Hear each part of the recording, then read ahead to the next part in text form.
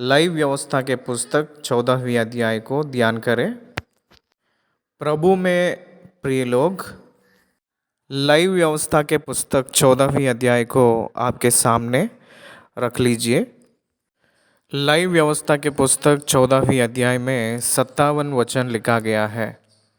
इस 57 वचनों में कोढ़ से शुद्ध ठहराया जाना कोढ़ से शुद्ध ठहराया जाना उस रीति के बारे में लिखा गया है।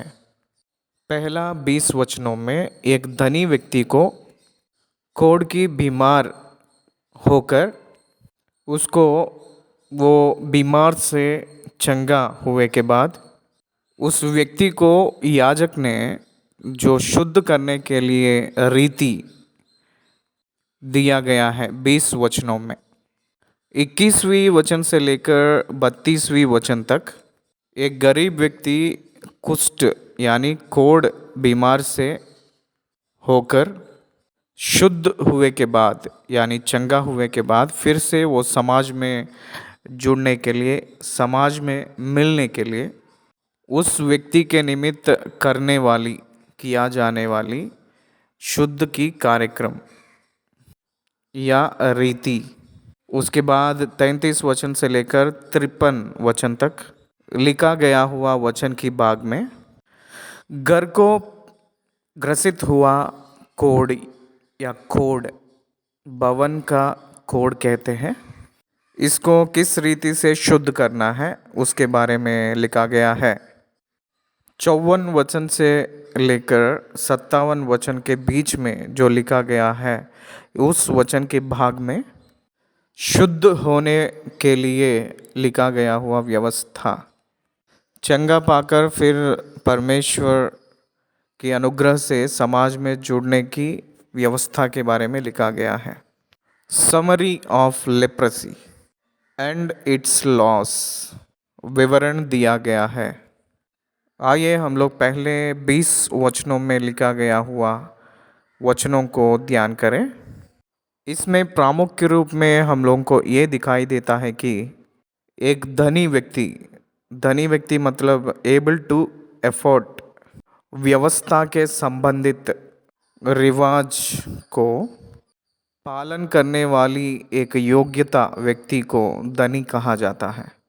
शुद्ध होने की रीति रिवाज में आप लोग ध्यान करने वाली बात यह है कि एक व्यक्ति कोढ़ व्यक्ति है कहकर सबको बताने वाला या निर्णय लेने वाला या देने वाला याजक होता है।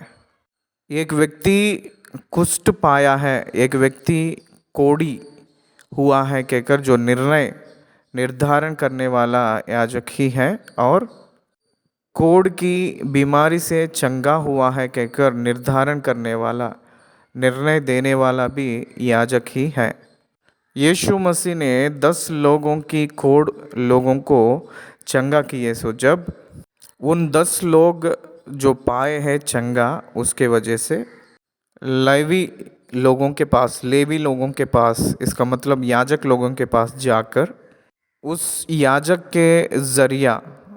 याजक के द्वारा शुद्ध की रीति को पालन किए के बाद याजक की ओर से वो शुद्ध होना है। ये मूसा ने निर्णय दिया है, मूसा ने नियम बनाया है, मूसा ने नियमित किया हुआ विधि है। इसको पालन करके वो शुद्ध होकर, इसका मतलब आज के ज़माने में बताना है तो एक सर्टिफिकेट पाएगा। इसका मतलब शुद्ध हुआ है कहकर एक वेरिफिकेशन एंड सर्टिफिकेशन किया जाएगा याजक की द्वारा। इसमें याजक जो शुद्ध पाया हुआ कोढ़ व्यक्ति को छावनी के बाहर जाकर वहाँ उसको जांचता है। जांचे के बाद अगर वो बीमार ठीक हुआ है कहकर निर्धारण हुई तो उसके निमित्त एक प्रत्येक रूप की अर्पण देगा। उस अर्पण में, उस चढ़ाव में 2 प्रकार की दो जीवित पक्षियों को इस्तेमाल करते हैं। इसको जब एक वचन के बाद एक वचन ध्यान करते हैं उस समय मैं आपको स्पष्ट रूप में समझाऊंगा। उसके बाद 7 दिन तक वो वहीं रहेगा। 8वें दिन वो अपने दाढ़ी को साफ करके कटवा के शुद्ध होकर इनसाइड द कैंप में उसको लेकर आते हैं, छावनी में लेकर आएंगे। टैबरनेकल डोर के पास उसको लेकर आते हैं और वहाँ 2 भेड़ के बच्चा को लेकर आते हैं। एक मादा भेड़ को लेकर आते हैं, 1 वर्ष की निर्दोष वाले लेकर आएंगे। 3 भेड़ के बच्चों को लेकर आते हैं। एक दोष बलि किया जाएगा, दूसरा पाप की प्रायश्चित बलि होगी, तीसरा होम बलि किया जाएगा। बहुत सावधानी से ये बातें सुनिए। दोष बलि क्यों? Sin for his actions, atonement for his actions, sinful actions. वो एक व्यक्तिगत, अपने आप की व्यक्तिगत की रीति से जो किया हुआ पाप के वजह से, अपराध के वजह से, सबसे पहला उसकी पर्सनल सिन के लिए देने वाली बलि, दूसरा पाप की प्रायश्चित का बलि। सिनफुल नेचर, ये स्वभाव, पाप की स्वभाव के वजह से देने वाली बलि, पाप की प्रायश्चित का बलि एक सिंफुल नेचर के लिए देने वाली है, दूसरा सिंफुल एक्शन के लिए दिया जा रहा है, तीसरा वर्शिप के लिए देने वाली बलि है, आराधना के लिए देने वाली बलि है। दोष बलि ना रहकर, पाप की बलि ना रहकर, दोष बलि ना देकर, पाप की बलि ना देकर, आराधना की बलि ग्रहण नहीं किया जाता है। पाप क्षमा ना होकर आराधना के लिए देने वाली बलि ग्रहण नहीं किया जाएगा। इसलिए दोष की बलि के लिए होने वाली भेड़ की बच्चा के लहू को दाहिना कान पे, दाहिने हाथ की अंगूठे पे, दाहिने पैर की अंगूठे पर उस लहू को छिड़काना है। उसके बाद जहाँ लहू छिड़काया गया है उसी स्थान पे वो 3 अंगों पर, कान पे और हाथ के अंगूठे पे और पैर के अंगूठे पे, कहाँ वो लहू डाला गया था वहाँ ही तेल डाला जाता है। इससे दोष की प्रायश्चित होगा। तब पाप की प्रायश्चित के लिए एक भेड़ को देना है। ये 2 बलिदान पाप के लिए दिए के बाद परमेश्वर के लिए अंगीकार होने के लिए होम बलि दिया जाता है। उस विधि के बाद परमेश्वर से होम बलि अंगीकार हुए के बाद में ही समाज में मिल सकता है ये प्रोसेस। अगर आज हम लोग नया नियम में देखेंगे तो यीशु मसीह का लहू अपनी दोष के लिए, पाप के लिए छिड़का गया है। दोष की प्रायश्चित की बलि, पाप की प्रायश्चित की बलि, ये 2 यीशु मसीह में अपनी स्वभाव के लिए और अपने कार्यों के लिए यीशु मसीह का लहू बहाया गया है। इसीलिए यीशु मसीह के लहू दाहिना कान, दाहिने हाथ की अंगूठा और दाहिने पैर की अंगूठा, इस सब के ऊपर छिड़कते थे।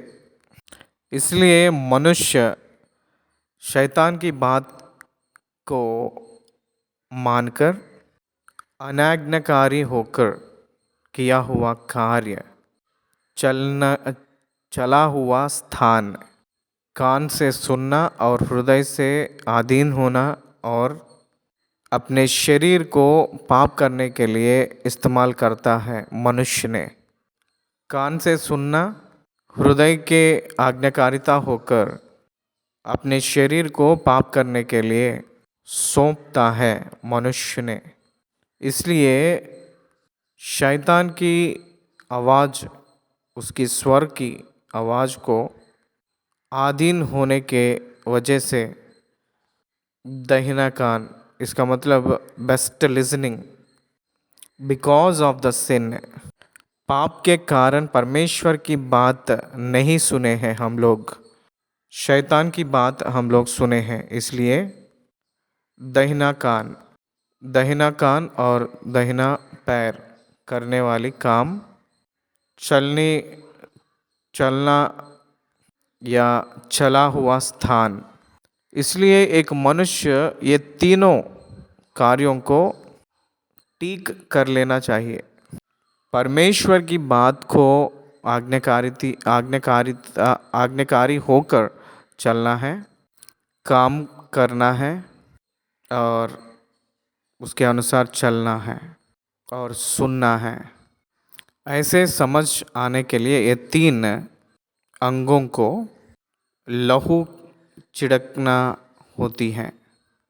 इन तीन अंगों पे भेड़ की निर्दोष दोषी ना होकर भेड़ के बच्चे का लहू को इन तीनों के ऊपर छिड़काकर सारी दोष को प्रायश्चित के रूप में होगी। उसके बाद तेल डालना वो पवित्र आत्मा की कार्य है। इसलिए हम लोग विश्वास के द्वारा अनुग्रह से ही बचे हैं, उद्धार पाए हैं हम लोग।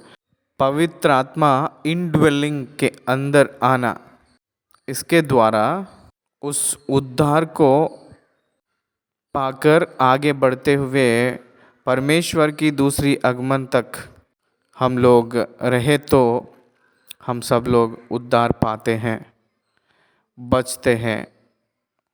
इस संदेश को पुराना नियम में रिवाज के रूप में इस विधि के अनुसार वर्णन किया गया है, बलियों के रूप में और खून और तेल के रूप में। लहू यीशु मसीह के क्रूस की दर्शाती है, तेल पवित्र आत्मा की शुद्धता को दिखाती है। पवित्र आत्मा ने सैंटिफाई करता है। यीशु मसीह के लहू में हम लोगों को जस्टिफिकेशन मिली है, हम सब लोग धर्मी ठहराया गए हैं क्रूस की लहू के वजह से। पवित्र आत्मा के द्वारा धर्मी ठहराया जाते हैं, धर्मी होकर हम लोग आगे बढ़ते हैं। धर्मी के रूप में परमेश्वर के सम्मुख खड़ा किया जाता है, महिमा पाते हैं। इसलिए इस रीति नया नियम के सुसमाचार के द्वारा सुसमाचार के सत्य को दर्शाती है। इसलिए ये जो संदेश आप सबको समझ आई है कहकर पहला 20 वचनों को पढ़कर मैं आपको सुनाऊंगा। 21वीं वचन में, परंतु यदि वह दरिद्र हो और इतना लाने के लिए उसके पास पूंजी ना हो तो वह अपना प्रायश्चित करवाने के निमित्त इसलिए हिलाने के लिए भेड़ का बच्चा दोष बलि के लिए और तेल से सना हुआ यपा का 10वां अंश मैदा अन्न बलि करके और लोज भर तेल लाए कहकर कहा है।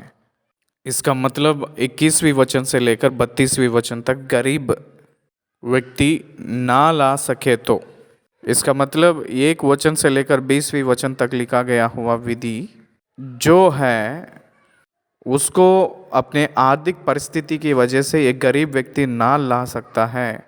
इसलिए उसको 21वीं वचन से लेकर 32वीं वचन के बीच में जो लिखा गया है वचन की भाग में से दूसरी एक विधि दिया गया है। उसमें भी एक भेड़ का बच्चा और 2 जीवित पक्षी दिया गया है। आर्थिक परिस्थिति में वो गरीब है, इसलिए यहाँ प्रिंसिपल ये है कि लहू ना बहाकर पाप की क्षमा नहीं होगी। इसका मतलब बिना लहू बहाकर पाप की क्षमा नहीं होगा, पाप की क्षमा नहीं मिलेगी, पाप की क्षमा नहीं होगा। इसलिए रक्त प्रोक्षण अवश्य जरूरी है।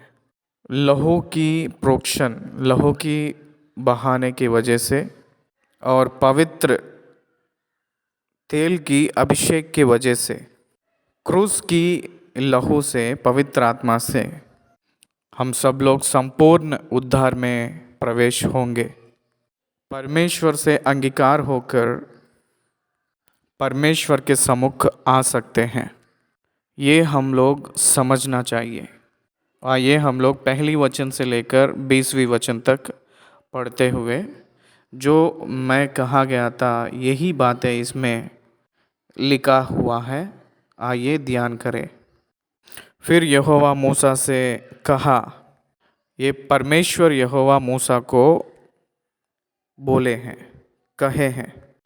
यीशु मसीह व्यवस्था की संपूर्णता है। व्यवस्था यीशु मसीह का परछाया है, shadow of Christ. Yeshu Masih से पहला ही एक परछाया के समान व्यवस्था है। It represents Christ and his action for the religion of sin. पाप की प्रायश्चित के निमित्त, पाप की क्षमा के निमित्त यीशु मसीह जो करते हैं, उसी के लिए व्यवस्था पहले से ही छाया के रूप में लिटरली लिखा गया हुआ, निर्वहन किया गया हुआ रीति का विधि है, व्यवहार है। दूसरी वचन, कोड़ी के शुद्ध ठहरने की व्यवस्था यह है। कोड़ी के शुद्ध ठहराने की व्यवस्था यह है। कौन शुद्ध ठहराएगा? याजक ने निर्धारण करेगा। याजक निर्धारण करना है तो करना क्या है? उसको जांचना है, उसको जांच कर निर्णय करना है। बिना जांच के निर्णय नहीं लेना है। कोड़ी का बीमार वो एक छूने से फैलने वाली बीमार थी। उस जमाने में यही परिस्थिति था। इसलिए वो बीमार एक मनुष्य की शरीर की अंगों को खा जाती है। उस व्यक्ति को, जिसको कोढ़ की ग्रसित व्यक्ति को स्पर्श नहीं होता, स्पर्श नहीं होती। ये पाप के निमित्त निश्चय निर्धारण करने वाला एक बीमार कह सकते हैं। ये जो बीमार है, ये पाप को निश्चय दर्शाती है, ऐसा बीमार है ये। इस बीमारी के गुण पाप की गुण होती है। कुष्ठ व्याधिग्रस्त जो सेंस को खो लेते हैं, स्पर्श को खो लेते हैं, पाप की स्पर्श को खो लेते हैं। पापी लोग पाप की स्पर्श को खो लेते हैं। ये पाप है कहकर उन लोग they can't sense it as the sin। पाप है ये कहकर उन लोग पाप को पहचान नहीं पाते हैं। इसलिए खोड़ी रोग को और पाप को, दोनों को तोले हैं एक ही समान बाइबल में। इसलिए पाप की ओर से छुड़ाने के लिए लहू की बहाना या लहू बहना बहुत ज़रूरी है। खोड़ी व्याधिग्रस्त शुद्ध है कहकर एक निर्णय लेने के लिए लहू बहना ज़रूरी है। वो लहू बहना सिंबॉलिक रूप में दिखाया गया है। क्या क्या होगा लहू बहने के लिए? उसके लिए याजक उस बीमारी ग्रसित व्यक्ति जो चंगा पाता है, उसको छावनी के बाहर ले जाना है। याजक के पास उसको लेकर आए तो याजक ने छावनी के बाहर उसको ले जाएगा। याजक उसको देखे सो जब उस कोढ़ी व्यक्ति चंगा पाकर, खोड़ बीमारी उसको छोड़कर गई है कहकर उसको पता चले के बाद पवित्र पाने के लिए याजक ने दो जीवित पक्षियों को, चौथे वचन में लिखा है, देवदार की लकड़ी और लाल रंग का कपड़ा और जुफा, ये सब लिए जाए। It is the commandment of God. याजक की आज्ञा नहीं है, ये परमेश्वर की आज्ञा है। परमेश्वर की आज्ञा के अनुसार दो पवित्र पक्षियाँ, जुफा, लाल रंग का कपड़ा, देवदारू की लकड़ी। निर्गमन के पुस्तक 12 का 22 वचन में देवदारू की लकड़ी और लाल रंग का कपड़ा और जुफा, ये सब शुद्धि के विधि को पालन करने के लिए इस्तेमाल करने वाली चीज़ें हैं, ये वस्तु हैं, ये शुद्धिकरण के लिए इस्तेमाल करने वाले हैं ये। इसलिए दाऊद ने भजन संहिता 51 में 7वें वचन में कहता है कि जुफा से मुझे शुद्ध कर तो मैं पवित्र हो जाऊंगा, कहकर दाऊद ने कहता है। शुद्ध के लिए इस्तेमाल करने वाले वस्तु हैं ये 3 लेकर आना है। 5वें वचन, और याजक आज्ञा दे कि एक पक्षी बहते हुए जल के ऊपर मिट्टी के पात्र में बलि किया जाए। तब वह जीवित पक्षी को देवदारू की लकड़ी और लाल रंग के कपड़े और जुफा, इन सबों को लेकर एक संग उसी पक्षी के लहू में जो बहते हुए जल के ऊपर बलि किया गया है डुबा दे, और कोढ़ से शुद्ध ठहरने वाले पर 7 बार छिड़क कर उसको शुद्ध ठहराए। तब उस जीवित पक्षी को मैदान में छोड़ दे। ध्यान दीजिए, एक कोढ़ ग्रसित व्यक्ति शुद्ध होने के लिए 2 पवित्र पक्षियों को लाए तो एक को काटकर बहते हुए जल के ऊपर उस लहू को, और वैसे ही उसी जल में जीवित पक्षी को देवदारू की लकड़ी और लाल रंग के कपड़े और जुफा, इन सबों को लेकर एक संग उस पक्षी के लहू में जो बहते हुए जल के ऊपर बलि किया गया है डुबा दे, और कोढ़ से शुद्ध ठहरने वाले पर 7 बार छिड़का कर उसके शुद्ध ठहराए। तब उस जीवित पक्षी को मैदान में छोड़ दे। इसका मतलब बहते हुए जल, लहू बहाना है।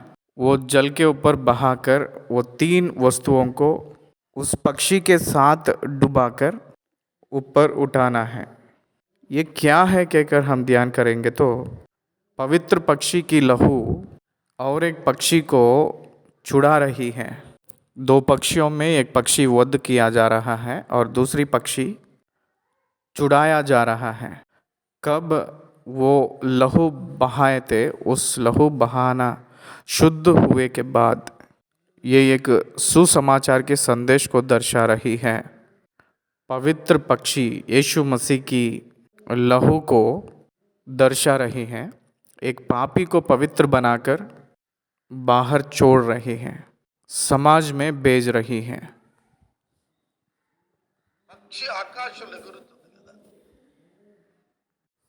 पक्षी आकाश में उड़ती है ना। एक पापी समाज में रहता है, वो पवित्र हुए के बाद में उसी समाज में जाना है। इसलिए इस रीति से एक पक्षी को मार के वो पवित्र हुए के बाद में उसी समाज में जाना है। इसलिए इस रीति से एक पक्षी को मारकर उसके लहू को बहते हुए जल में ये सारे वस्तुओं के साथ डुबाकर, ये सबके साथ उस पक्षी को भी डुबाते हैं। ये याजक की काम है, सब लोग करने वाली काम नहीं है। यीशु मसीह ने याजक के रूप में, वो क्रूस पर फसह की बलि पशु के रूप में, वो सारे मानव जाति के पाप की प्रायश्चित के निमित्त वो ही सजा पाकर, अपने आप को सजा लेकर उस सजा में से मनुष्य को क्षमा किया है। पाप की प्रायश्चित के बलि के अनुसार दोष बलि के लिए वो अपने आप को प्रायश्चित कर लिए थे। इसलिए यीशु मसीह के लहू में सारे मनुष्य की पाप की प्रायश्चित मिली है, मनुष्य को क्षमा मिली है। ये किए के बाद 8वें वचन से, और शुद्ध ठहरने वाला अपने वस्त्रों को धोए और सब बाल मुंडवा कर जल से स्नान करे, तब वह शुद्ध ठहरेगा और उसके बाद वह छावनी में आने पाए, परंतु 7 दिन तक अपने डेरे से बाहर ही रहे। It is the symbol of baptism.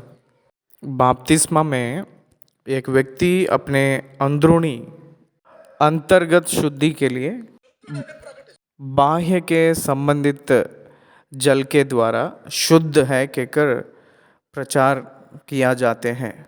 इसलिए बपतिस्मा एक यीशु मसीह या ईसाई के रीति रिवाज में प्रामुख्यता के रूप में वो है। बपतिस्मा बहुत प्रामुख्य के रूप में उसको लिया जाता है। शुद्ध किया गया है वो लहू ही है, तो भी समाज में और कलीसिया में संगति में जुड़ने के लिए स्नान करना प्रधान एक रीति के अनुसार ईसाई लोग में, यीशु मसीह के लोग में पहचाना जाता है। गवाही के रूप में, सबूत के रूप में वो स्नान करता है। 9वें वचन, और 7वें दिन वह सिर, दाढ़ी और बाहों के सब बाल मुंडाए और सब अंग मुंडन कराए और अपने वस्त्रों को धोए और जल से स्नान करे, तब वह शुद्ध ठहरेगा। ध्यान दीजिए, 7 जो गिनती यहाँ हमको दिखती है, 7 बार छिड़कना, 7 बार शुद्धिकरण करना। 7वें दिन वो शुद्धिकरण के लिए अपने सारे बाल को मुंडन करना। 7 की जो शब्द है वो हमको दिखाई देती है, 7 की अंक हमको दिखाई देती है। ये जीवित पक्षी बहते हुए जल के ऊपर बलि किया गया है, डुबा दे और कोढ़ से शुद्ध ठहरने वाले पर 7 बार छिड़क कर उसको शुद्ध ठहराए, तब उस जीवित पक्षी को मैदान में छोड़ दे। 7 बार छिड़कते हैं, 7 बार छिड़क कर पवित्र कहकर निर्धारण करते हैं। क्या आप समझ में आ रहा है आपको? पक्षी के लहू में डुबाकर 7 बार उसके ऊपर छिड़कते हैं। 7 बार छिड़कना ये सब संपूर्णता को दर्शाती है, याद दिलाती है। इसलिए संपूर्ण पवित्रताई में, संपूर्ण शुद्ध में, संपूर्ण पाप की क्षमा में एक व्यक्ति चले के बाद में ही संगति में सहभागी होगा। संडे को जो आते हैं वो सब लोग कलीसिया में सहभागी है कहकर नहीं कहा जाता है। यीशु लहू में जो शुद्ध किया जाते हैं उन्हीं लोग सहभागी होंगे। उसके बाद 8वें दिन व्यवस्था के संबंधित प्रायश्चित के लिए भेड़ की लहू छिड़कना, बहना हम देखते हैं। पहले मैं बताया था ना, दोष की प्रायश्चित की बलि, एक पापी अपने कार्य के निमित्त करने वाली बलि, इसको पहला याजक ने उसके लिए अर्पण करता है। 10वें वचन पढ़ रहा हूँ। 8वें दिन वह 2 निर्दोष भेड़ के बच्चे और 1 वर्ष की निर्दोष भेड़ की बच्ची और अन्न बलि के लिए तेल से सना हुआ यपा का 3 दहाई अंश मैदा और लोज भर तेल लाए। 2 भेड़ के बच्चा, एक दोष की प्रायश्चित की बलि और दूसरा पाप की प्रायश्चित की बलि, दोनों नर का ही लिया है। लेकिन होम बलि के लिए बच्ची मादा को इस्तेमाल किया है। यहाँ हम लोगों को कलीसिया की डिफरेंशिएशन दिखाई दे रही है। यीशु मसीह पुरुष है, कलीसिया दुल्हन के रूप में वर्णन किया गया है। कलीसिया के पक्ष में देने वाली बलि है वो होम बलि है। यीशु मसीह के पक्ष में दिया हुआ बलि दोष की प्रायश्चित की बलि और पाप की प्रायश्चित की बलि है। इसलिए दो नर की भेड़ की बच्चा और एक भेड़ की बच्ची मादा, दो यीशु मसीह को और उनके कार्यों को दर्शा रही है। और एक कलीसिया अपने आप को अपने जीवित यज्ञ के रूप में अपने आप को समर्पण करने का, उस कलीसिया अंगीकार करने के लिए दर्शा रही है, वो होम बलि है। ये इसमें हम लोग समझना है। उसके बाद 12वीं वचन, तब याजक एक भेड़ का बच्चा लेकर दोष बलि के लिए उसे और उस लोज भर तेल को समीप लाए और इन दोनों को हिलाने की भेंट के लिए यहोवा के सामने हिलाए। 11वीं वचन भी पढ़े, और शुद्ध ठहरने वाला याजक इन वस्तुओं समेत उस शुद्ध होने वाले मनुष्य को यहोवा के सम्मुख मिलाप वाले तंबू के द्वार पर खड़ा करे। उसको और उसके सारे वस्तुओं को मिलाप वाले तंबू के द्वार पर लेकर आना है। 3 भेड़ के बच्चे और अन्न बलि, ये सारे वस्तुओं को, मटेरियल को लेकर आना है। तब याजक एक भेड़ का बच्चा लेकर दोष बलि के लिए उसे और उस लोज भर तेल को समीप लाए और इन दोनों को हिलाने की भेंट के लिए यहोवा के सामने हिलाए।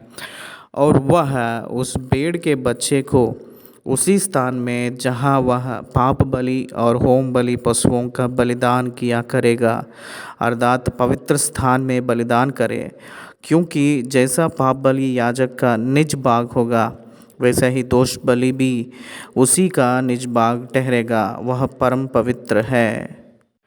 याजक ने जो वध किया था उस भेड़ के बच्चा, वो अति पवित्र के रूप में, अति शुद्ध के रूप में परमेश्वर ने गिन रहा है, निर्धारण कर रहा है। वो निर्दोष वाली है और अति पवित्र, अति शुद्ध के रूप में परमेश्वर अंगीकार किया गया हुआ है, वो यीशु मसीह को दर्शा रही है। तब याजक दोष बलि के लहू में से कुछ लेकर शुद्ध ठहरने वाले के दाहिने कान के सिर पर और उसके दाहिने हाथ और दाहिने पांव के अंगूठों पर लगाए। तब याजक उस लोज पर तेल में से कुछ लेकर अपने बाएं हाथ की हथेली पर डाले और याजक अपने दाहिने हाथ की उंगली को अपने बाएं हथेली पर के तेल में डुबाकर उस तेल में से कुछ अपनी उंगली से यहोवा के सम्मुख 7 बार छिड़के। कितना स्पेसिफिक रूप में बता रहे हैं, ध्यान दीजिए। लहू को छिड़कना और तेल को छिड़कना। लहू को छिड़कना यीशु मसीह का धर्मी ठहरने के लिए यीशु मसीह के लहू की बलि।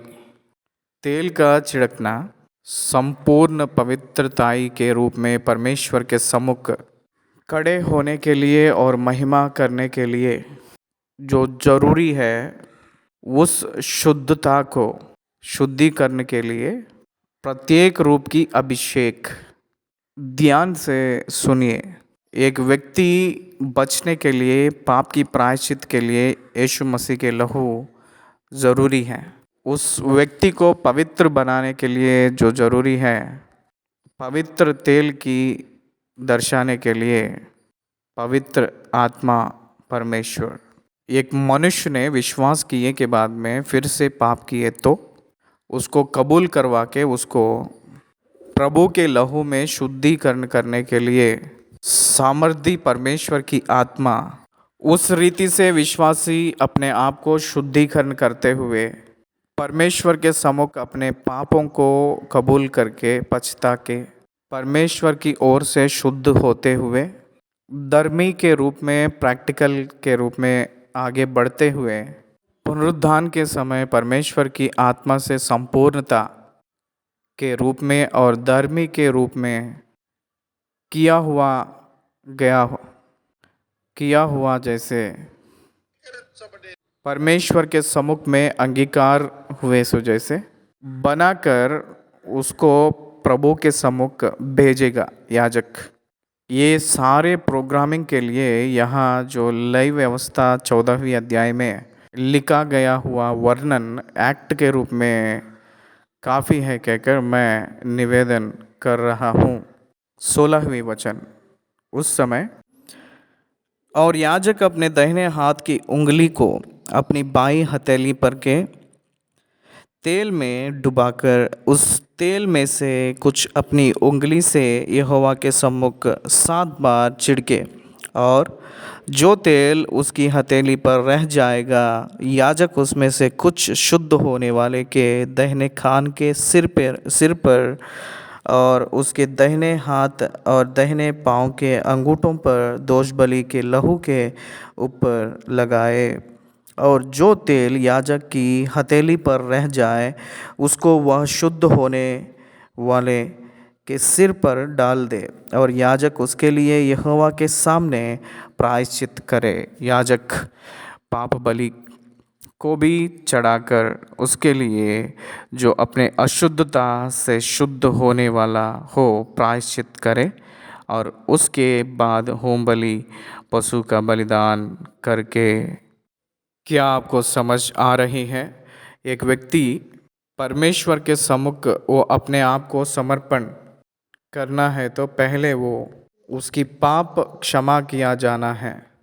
दोष की प्रायश्चित की बलि वो अपने व्यक्तिगत की कार्य से हुआ पाप, और पाप की प्रायश्चित की बलि पाप की स्वभाव से किया गया हुआ बलि, उस दोनों को क्षमा मिली है।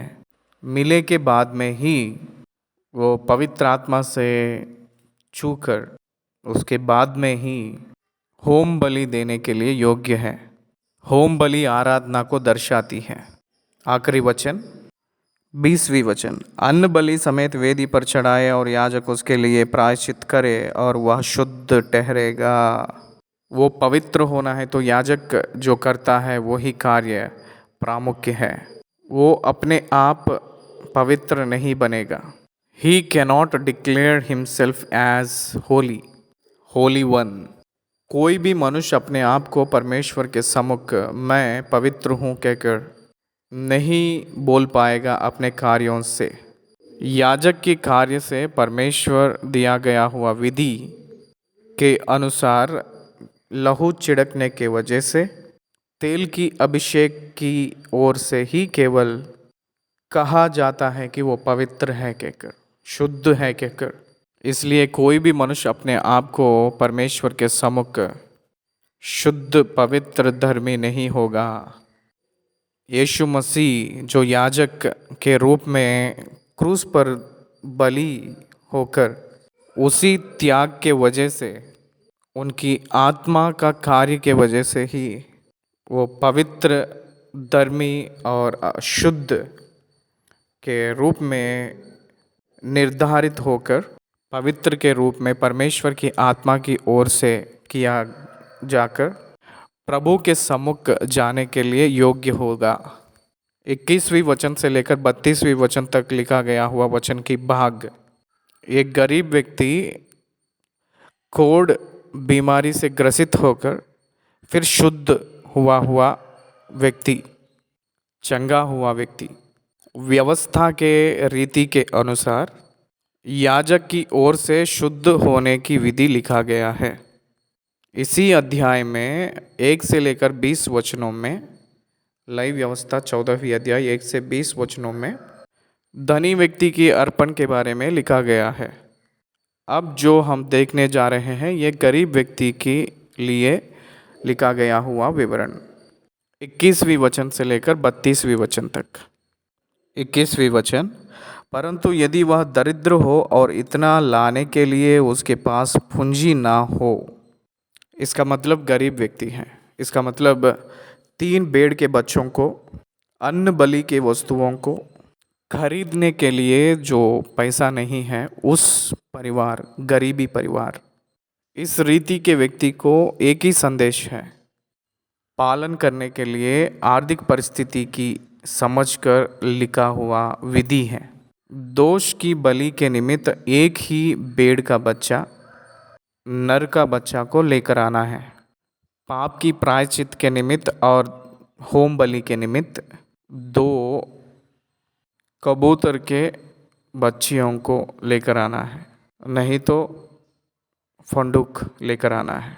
यीशु मसीह को 8वें दिन मंदिर में अपनी माता लेकर आए, सो जब अपने रीति रिवाज के अनुसार शुद्धिकरण के लिए 2 फंडूकों को लेकर आए हैं कहकर हम लोग देखते हैं।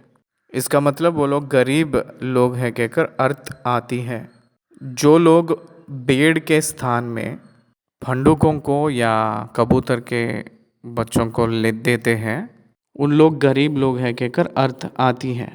इसलिए गरीब व्यक्ति हो या महान व्यक्ति हो, बिना लहू बहने से प्रायश्चित नहीं पाएगा, ये वास्तव है। बिना लहू बहकर पाप की प्रायश्चित नहीं होगा कहकर सामान्य तौर से या साधारण तौर से कह सकते हैं कहकर इब्रानियों के पत्री 9वीं अध्याय 23वीं वचन में कहा गया है। इसलिए ये जो गरीब व्यक्ति करना ये है कि जैसे धनी व्यक्ति किया है वैसे ही करना है, परंतु अर्पण के रूप में देने वाली भेड़ के बच्चों के विषय में तीनों के हिस्से में तीनों के संधि एक ही देगा, बाकी दोनों के बदले कबूतर के पक्षियों को देगा। इसलिए आर्थिक तौर से वो गरीबी है, इसलिए उसको इस चीज़ों से परमेश्वर अंगीकार कर रहे हैं। देखिए, वो गरीब होकर पहला 20 वचनों में कहा गया हुआ है, उसी में से कुछ भी ला नहीं सकता है तो ला नहीं सकेगा तो, परंतु यदि वह दरिद्र हो और इतना लाने के लिए उसके पास पूंजी ना हो तो वह अपने प्रायश्चित करवाने के निमित्त हिलाने के लिए भेड़ का बच्चा दोष बलि के लिए और तेल से सना हुआ एपा का 10वां अंश मैदा अन्न बलि करके और लोज भर तेल लाए और 2 फंडूक या कबूतरी के 2 बच्चे लाए जो वह ला सके, और इनमें से एक तो पाप बलि के लिए और दूसरे होम बलि के लिए हो, और 8वें दिन वह इन सबों को अपने शुद्ध ठहरने के लिए मिलाप वाले तंबू के द्वार पर यहोवा के सम्मुख याजक के पास ले आए। तब याजक उस लोज पर तेल और दोष बलि वाले भेड़ के बच्चे को लेकर हिलाने की भेंट के लिए यहोवा के सामने हिलाए। फिर दोष बलि के भेड़ के बच्चे का बलिदान किया जाए और याजक उसके लहू में से कुछ लेकर शुद्ध ठहरने वाले के दाहिने कान के सिर पर और उसके दाहिने हाथ और दाहिने पाँव के अंगूठों पर लगाए। फिर याजक उस तेल से कुछ अपने बाएं हाथ की हथेली पर डालकर, ध्यान दीजिए एज इट इज़ कहकर यहाँ लिखा गया है।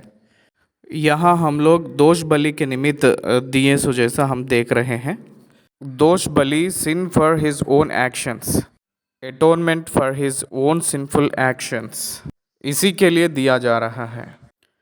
फिर याजक उस तेल में से कुछ अपने बाएं हाथ की हथेली पर डालकर अपने दाहिने हाथ की उंगली से अपने बाएं हथेली पर के तेल में से कुछ यहोवा के सम्मुख 7 बार छिड़के। फिर याजक अपनी हथेली पर के तेल में से कुछ शुद्ध ठहरने वाले के दाहिने कान के सिरे पर और उसके दाहिने हाथ और दाहिने पाँव के अंगूठों पर दोष बलि के लहू के स्थान पर लगाए। यहाँ ध्यान दे कि लहू और तेल एक ही स्थान पे और भिन्न भिन्न समय पे डाला जा रहा है, और जो तेल याजक के हथेली पर रह जाए उसे वह शुद्ध ठहरने वाले के लिए यहोवा के सामने प्रायश्चित करने के को उसके सिर पर डाल दे। पवित्र आत्मा से एक व्यक्ति ने यीशु मसीह के पास आएंगे, यीशु मसीह के बलिदान के द्वारा एक व्यक्ति धर्मी ठहरा जाएगा। इसलिए इस पवित्र करने वाले कार्यक्रम में यीशु मसीह और पवित्र आत्मा और पिता परमेश्वर, इन तीनों लोग सहभागी के रूप में हमको दिखाई देते हैं। 30वीं वचन, तब वह फंडूक हो या कबूतरी के बच्चों में से जो वह ला सका हो एक को चढ़ाए, अर्थात जो पक्षी वह ला सका हो उनमें से वह एक को पाप बलि के लिए और अन्न बलि समेत दूसरे को होम बलि के लिए चढ़ाए। इस रीति से याजक शुद्ध ठहरने वाले के लिए यहोवा के सामने प्रायश्चित करे।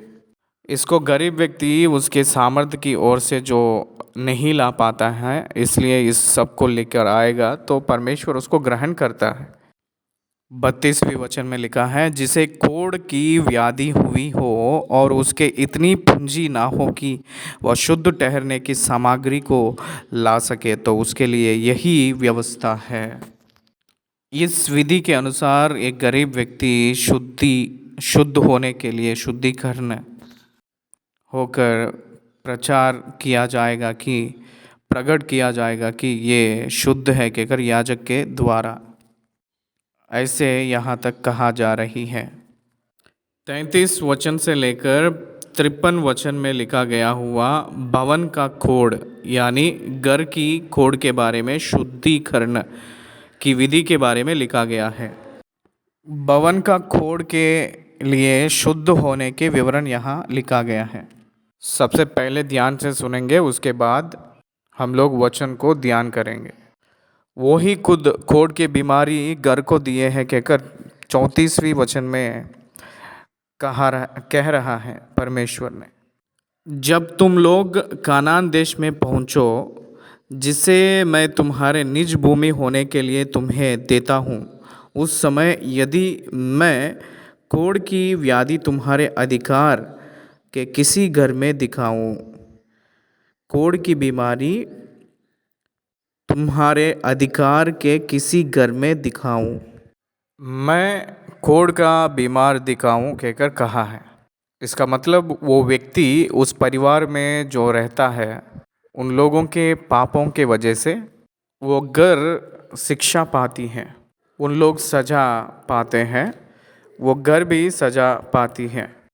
वो सारे व्यक्तियाँ सजा पाने के लिए जजमेंट के रूप में इसको परमेश्वर उनके घर की तरफ कर रहे हैं, लेकिन उन लोग उसको पहचानना है।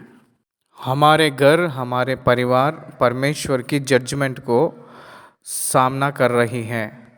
इन लोग स्वास्थ्य के जगह पे बनाया गया हुआ घर है। ये अभी कनान में नहीं पहुँचे हैं, लेकिन ये बातें जब कहते समय ये लोग बाहर ही हैं, कनान में नहीं पहुँचे, लेकिन गए के बाद, कनान के देश में गए के बाद, आपके स्वास्थ्य के रूप में सारी भूमि को बांटा गए के बाद, उसी भागों में आप लोग घर बनाए के बाद, उसी घर में रहने वाले परमेश्वर के साथ ठीक से नहीं रहेंगे तो परमेश्वर उन लोगों के लिए न्याय करने के लिए कुष्ठ की खोड़ को बरसाए। तो उन लोगों का पहले जिम्मेदारी ये है कि इमीडिएटली वो लोग याजक से मिलना है। परमेश्वर ने क्या कहना चाह रहा है यहाँ, एक मनुष्य पाप किए तो उस पाप के वजह से मनुष्य की परिस्थितियाँ, सेंसिबिलिटी कहते हैं, समझ आए तो उसकी क्षमा के लिए परमेश्वर के पास आना है। यही संदेश है। हम लोग पाप किए हैं कहकर पवित्र आत्मा हम लोगों को प्रकट किए तो अगर हम लोग पहचानेंगे तो तुरंत उसमें से हम लोग पछताने के लिए, छुटकारा पाने के लिए यीशु मसीह के पास आना है। यह है संदेश। इसलिए हम लोग अभी पाप में ही हम लोग चलेंगे तो अपना घर भ्रष्ट हो जाएगा।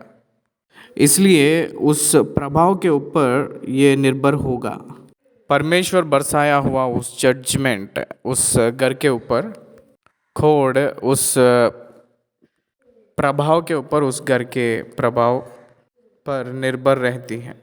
इसलिए वो घर याजक जाकर देखना है, घर में सभी लोगों को खाली करवाना है। जहाँ जो कुष्ठ रहती है, जहाँ वो कुष्ठ का दाग दिखती है, सहुए दिखती है, उस बीमार की अपीयरेंस जहाँ रहती है उसको मिटाना है।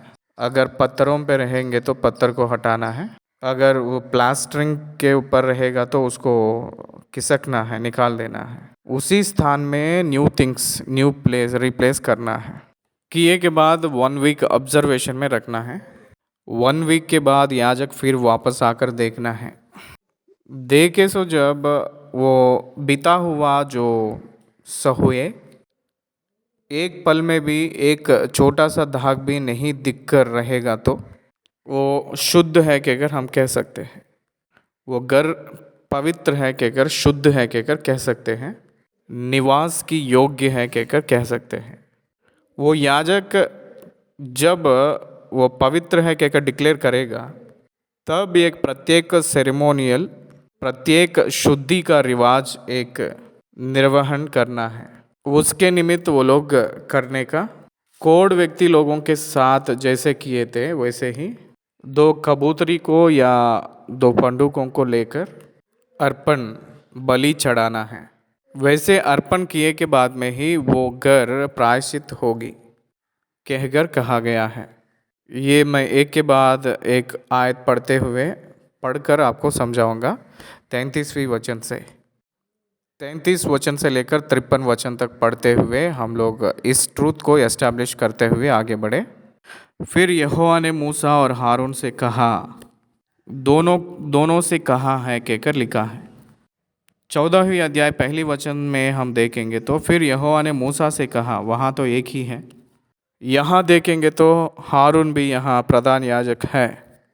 मूसा और हारून इन दोनों को ये आज्ञा देते हुए हमको दिख रहा है, जब तुम लोग कनान देश में पहुँचो जिसे मैं तुम्हारे निज भूमि होने के लिए तुम्हें देता हूँ। इसका मतलब यह है कि वो लोग अभी रास्ते में ही है कहकर ये वचन समझा रही हैं।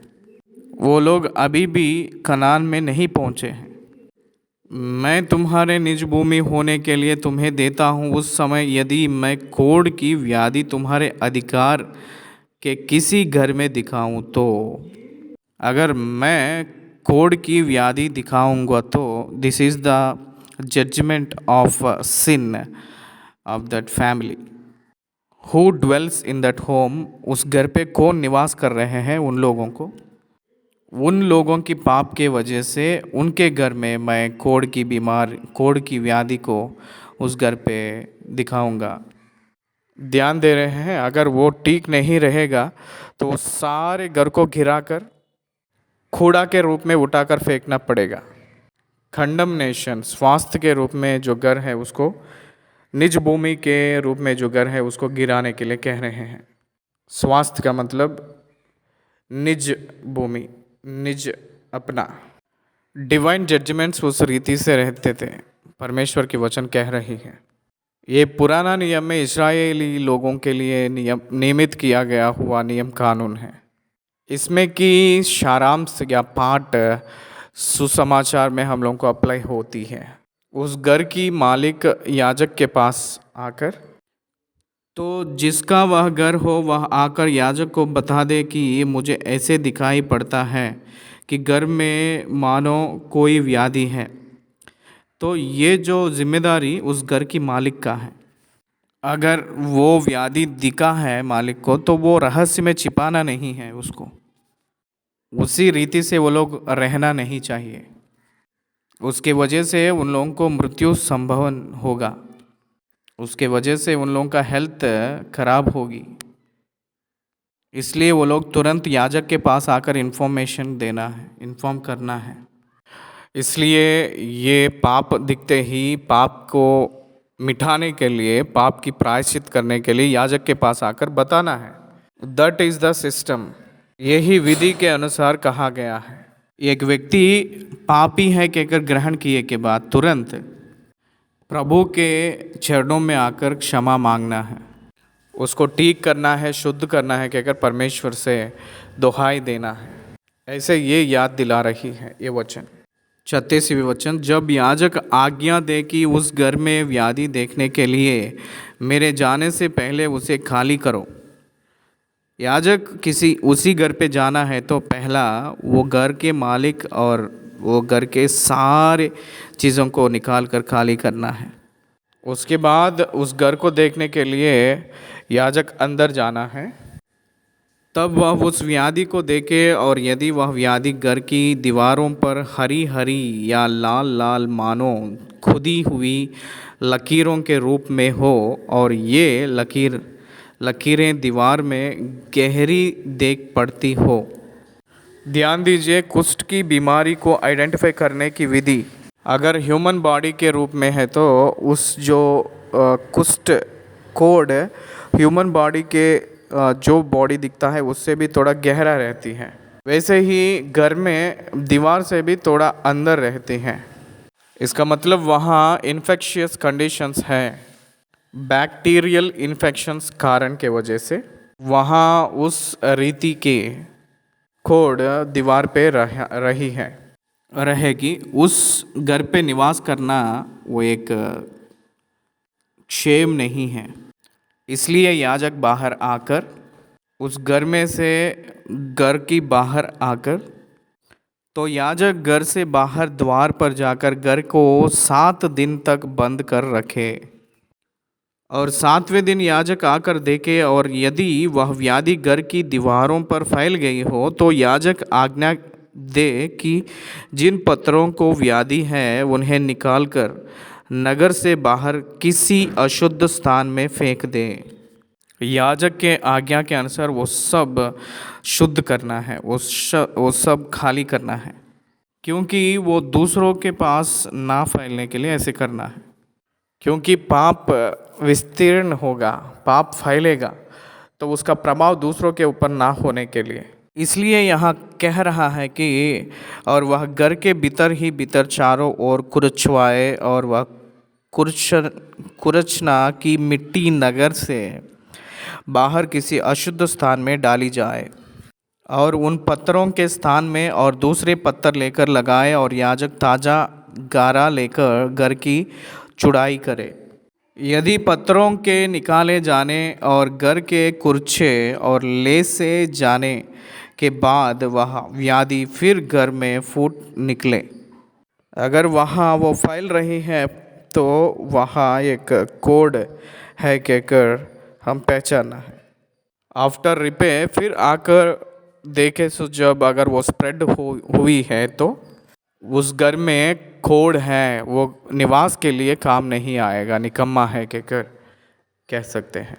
इसका मतलब मनुष्य जानने के लिए, जजमेंट मनुष्य परफेक्टली जानने के लिए इस विधि को परमेश्वर ने नियुक्त किया है। वो घर पूरा गिराकर गांव के बाहर उसको फेंकना है और जब तक वह घर बंद रहे तब तक यदि कोई उसमें जाए तो वह सांझ तक अशुद्ध रहे। उस घर में कोई भी जाएगा या भोजन करेगा तो उस घर में जो भी व्यक्ति जाता है तो वो अशुद्ध ठहराया जाएगा। वो अपने वस्त्रों को धोकर अपने आप को शुद्ध करके रहना है। पर यदि याजक आकर 48 वचन, पर यदि याजक आकर देखे कि जब से घर लेसा गया है तब से उसमें व्याधि नहीं फैली है तो यह जान कर के वह व्याधि दूर हो गई है, घर को शुद्ध ठहराए। आफ्टर रिपेयरिंग ये जो कोड का ना फैली है कि कर याजक ने पहचानेंगे तो तब उसको शुद्ध ठहराना है। उसके बाद उसका शुद्धिकरण का कार्यक्रम करेगा याजक ने। और उस घर को पवित्र करने के लिए 2 पक्षी, देवदारू की लकड़ी, लाल रंग का कपड़ा और जुफा लाए और एक पक्षी बहते हुए जल के ऊपर मिट्टी के पात्र में बलिदान करे। तब वह देवदारू की लकड़ी, लाल रंग के कपड़े और जुफा और जीवित पक्षी, इन सबों को लेकर बलिदान किए हुए पक्षी के लहू में और बहुत बहते हुए जल में डुबा दे और उस घर पर 7 बार छिड़के। 7 बार उस घर पे छिड़काना है। जैसे कोढ़ व्याधिग्रस्त व्यक्ति के ऊपर छिड़के हैं वैसे ही इसके ऊपर भी छिड़कना है। जुफा के जल में रखकर 7 बार उस घर पे छिड़कना है। इस प्रकार वह पक्षी के लहू और बहते हुए जल और जीवित पक्षी और देवदारू की लकड़ी और जुफा और लाल रंग के कपड़े के द्वार घर को पवित्र करे। तब वह जीवित पक्षी को नगर से बाहर मैदान में छोड़ दे। इसी रीति से वह घर के लिए प्रायश्चित करे, तब वह शुद्ध ठहरेगा। घर पवित्र हुआ है, शुद्ध हुआ है कहकर जब तक याजक डिक्लेयर नहीं करेंगे तब तक कोई भी उस घर पे पहुंचकर निवास नहीं रहना है। ये भवन के बारे में, घर के बारे में लिखा गया हुआ विवरण यहाँ तक है। उसके बाद 54 से लेकर बाकी सारे वचनों में अलग अलग प्रकार के कोड के बारे में, वस्त्र के कुष्ठ के बारे में यहाँ लिखा है। वस्त्र का हो या घर का हो लिखा गया हुआ कोड, खुलने के बारे में लाली के बारे में, अलग अलग प्रकार के दाग धब्बे के बारे में, कब शुद्ध होता है कब अशुद्ध होता है बताने के लिए लिखा गया हुआ कोड। इसलिए कोड आए सो जब उसके बारे में उसकी संबंधित व्यक्ति लोग हो या समाज में किस रीति से हम लोग व्यवहार करना है, किस रीति से चलना है, किस रीति से हम लोग बाहर रहना है, सब विवरण परमेश्वर ही उन लोगों को बताए हैं। एक बात में बताना है तो 14वीं अध्याय क्रूस की पाठ है, क्रूस की सारांश है, सुसमाचार की सारांश है, उद्धार की सुसमाचार के सारांश कहकर हम पहचानते हैं। एक मनुष्य पापी है कहकर वो ग्रहण किए के बाद अगर वो ग्रहण करेगा कि मैं पापी हूँ तो वो प्रभु के पास आना है। परमेश्वर वो करने वाली उस लहू के छिड़काव में, पवित्र आत्मा के अभिषेक में वो व्यक्ति ने पवित्र किया जाएगा, क्षमा किया जाएगा। यीशु मसीह के लहू में मिला हुआ प्रायश्चित, पवित्र आत्मा के कार्य से मिला हुआ पवित्रताई, महिमा होने वाली रीति, एक व्यक्ति यीशु मसीह के साथ जीने के लिए, निवास करने के लिए और शुद्ध करने के लिए, योग्य होने के लिए किया जा रहा है। इसमें किसी का मनुष्य की नहीं है, मनुष्य का जिम्मेदारी कुछ नहीं है। याजक की पात्र है और निर्दोष की जानवर की पात्र है और अन्न बलि का पात्र दिखाई दे रही है। इसलिए परमेश्वर ही मनुष्य के लिए पाप की क्षमा को नियुक्त किया है। मनुष्य ने चुपचाप से अंगीकार करना ही बचा है। परमेश्वर इस वचन को आशीष दे। 14वीं अध्याय को हम लोग ख़त्म करने जा रहे हैं। सब भांति के खोड़ की व्याधि और सेहुए और वस्त्र और घर के खोड़ और सूजन और पपड़ी और दाग के विषय में शुद्ध और अशुद्ध ठहरने की शिक्षा देने की व्यवस्था यही है। सब प्रकार का कोड की व्यवस्था यही है। परमेश्वर इस वचन से आशीष दे। आमीन। 14वीं अध्याय को